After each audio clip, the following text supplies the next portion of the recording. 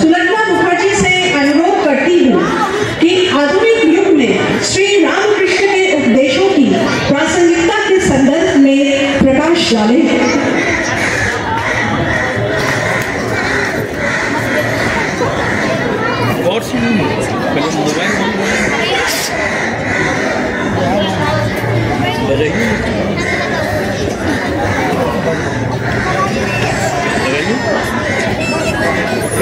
बीच में दे।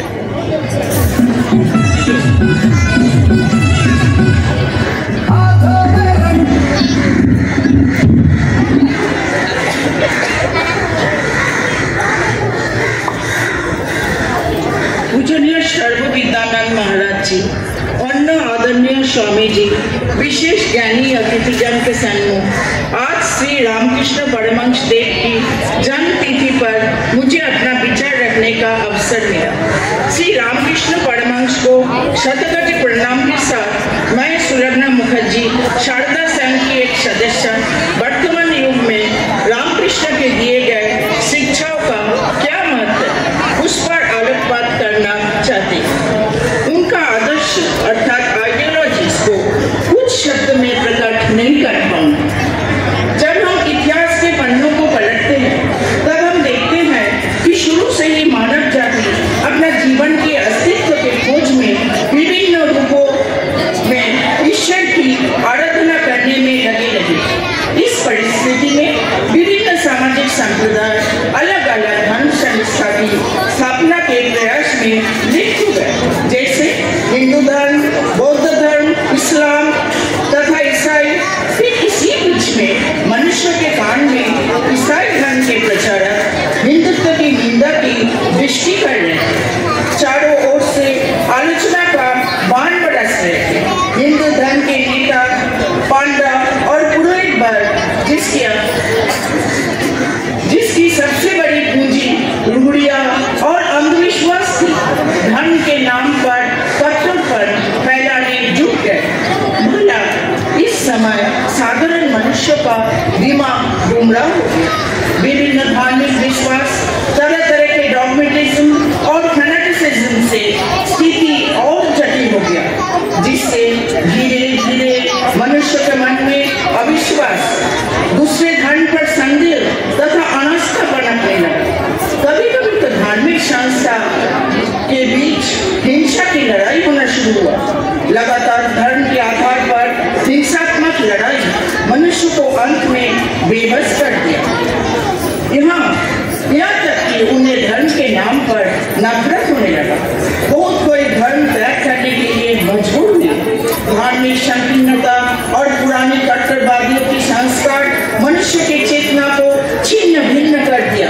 वे दुविधा में पड़ गए, आखिर कौन सा धर्म श्रेष्ठ, उन्हें किसे अपनाना चाहिए। लेकिन इसी संकटमय घड़ी में शिशु सुलभ, सरलता भरी, विनम्र, मिष्टभाषी, दिव्य ज्योति संपन्न एक महापुरुष का अभ्युदय हुआ, यानी श्री रामकृष्ण परमहंस देव, जिनका नाम था गदाधर चैटर्जी। रामकृष्ण दैवी अवतार के भांति पृथ्वी पर भटकती शरद के किरण के समान आए। उनके सानिध्य में भारतीय जनता का फिर से विश्वास हो गया कि भारत के धर्म की अनूठी जगाने वाले जिन अनंत ऋषियों और संत की कथाएं सुनाई जाती है वे झूठी नहीं है। रामकृष्ण का कोई भी धर्म के प्रति आक्रोश नहीं था, धर्म में अनुभूति है।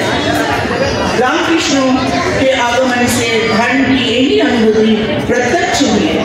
उन्होंने अपने जीवन में ये बता दिया कि धार्मिक सत्य केवल बौद्धिक अनुमान की विषय नहीं, वे प्रत्यक्ष अनुभव की विषय है। और उनके सामने संसार का सारी कृष्णाएं, सारे सुख भोग त्रिनवत नगण्य है। जब आस्तिक और नास्तिक, हिंदू, मुसलमान, ईसाई आपस में इस प्रश्न पर लड़ रहे थे किसका धर्म ठीक और किसका गलत, तब रामकृष्ण परमहंस ने सभी धर्म के मूल तत्व को अपने जीवन में साकार करके मानो विश्व को यह संदेश दिया कि धर्म का शास्त्रार्थ के विषय मत बनाओ। वो सके तो उसकी सीधी अनुभूति के लिए प्रयास करें। सभी धर्म एक ही ईश्वर की ओर से ले जाने वाले मार्ग है। उन्होंने हिंदुत्व के सभी मार्गों की साधना की। यही नहीं, उस दिन सच्चे मुसलमान बनकर इस्लाम को भी साधना करते रहे और कुछ काल तक ईसाइयत का भी अभ्यास किया था। क्रम से वैष्णव, शैव, शाक्त, अद्वैतवादी बनकर श्री रामकृष्ण ये सिद्ध कर दिखाया कि धर्म के बाहरी रूप तो केवल बाहरी रूप है, उनका मूल तत्व में फर्क नहीं पड़ता। साधारण मार्ग अनेक है पर शांति मार्ग से नहीं अनुभूति से मिलता है। रामकृष्ण उस ऊंचाई के मनुष्य थे जहाँ से सभी धर्म सत्य और सबके सब समान दिखते हैं, जहाँ विवाद और शास्त्र की आवाज नहीं पहुँचती, जहाँ धर्म अपना राजनीतिक और सामाजिक द्वंद्व को छोड़कर केवल धर्म के रूप में अवस्थित रहता है। आजीवन वे बालकों के समान सरल, मासूम और निश्चल रहे। उनकी सारी पूंजी, उनकी सरलता और उनका सारा धर्म महाकाली का नाम स्मरण मात्र था। सभी साधनों में रहकर धर्म की गुरु रहस्य को छानबीन करते हुए भी महाकाली के चरण में उनका विश्वास अटल रहा। जैसे अबोध बालक प्रत्येक वस्तु की याचना अपनी माँ से करता है, वैसे ही श्री रामकृष्ण भी हर चीज माँ काली से मांगते थे और हर काम उनकी आज्ञा से करते थे। वे कहते थे विश्वास और भक्ति यही तो चीज हमें ईश्वर के द्वार पर पहुंचाता है। जीवन के उद्देश्य ईश्वर थे, उनका कथन था, पहले अपने शक्ति द्वारा काम क्रोध को वश में लाओ, जो ब्रह्म वही शक्ति।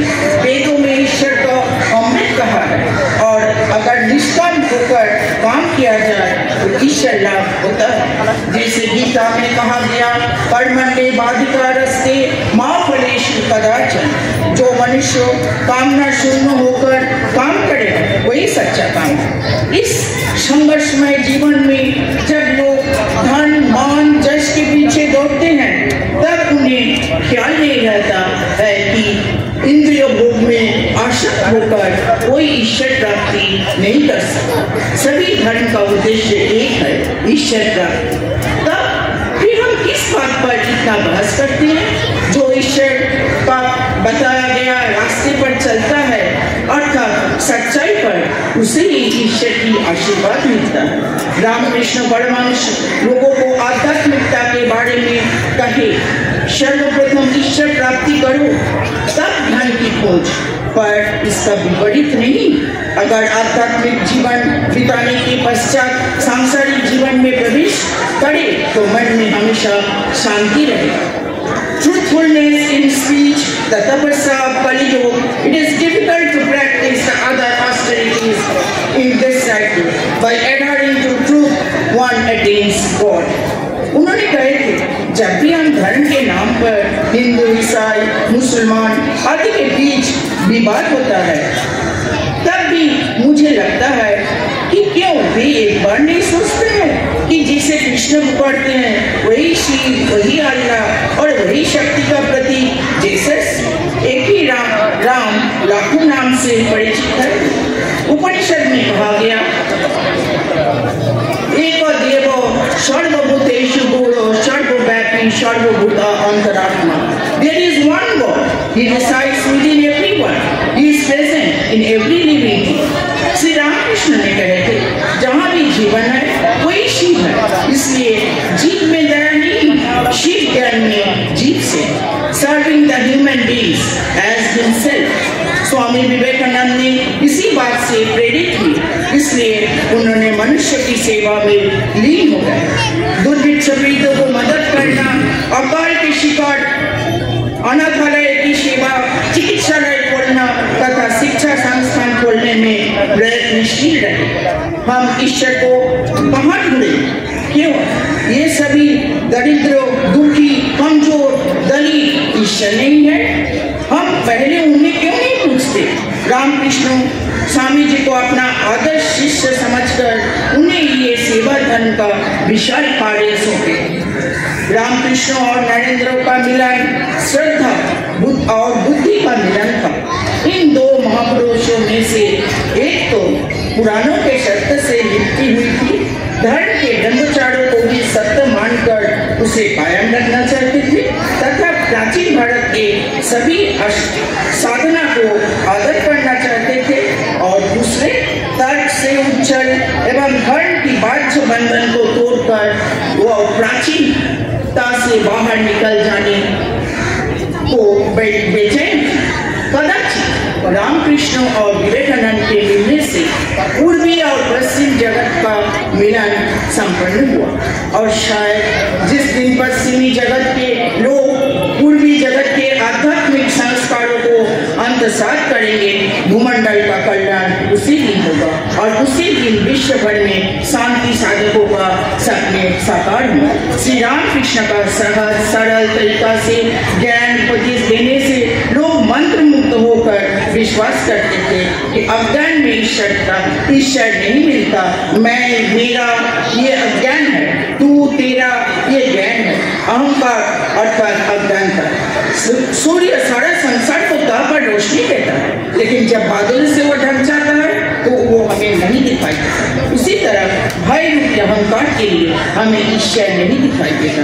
यही अहंकार रूपी अग्नि मनुष्य के कष्ट के कारण है। जब तक इनको पूरी तरह नष्ट नहीं होता तब तक ईश्वर का आशीर्वाद नहीं मिलता। जब तक हम सोचेंगे कि हम सब एक ही ईश्वर की सृष्टि है, हमारा व्यक्ति विशेष परिचय निरर्थक है, तभी मानववादी विचार हम में जागृत होगा और हम विनाशकारी ईर्ष्या अहंकार भय भाव द्वारा के पिंजर से निकल पाएंगे।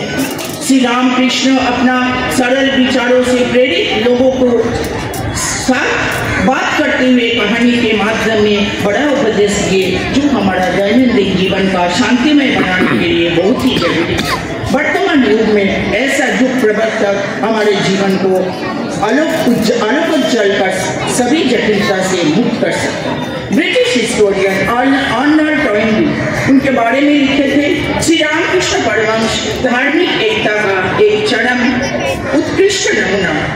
Here we have the attitude and the spirit that we can make it possible for the human race to grow together into a single humanity. And on the atomic age, this is the only alternative to save ourselves, that is human.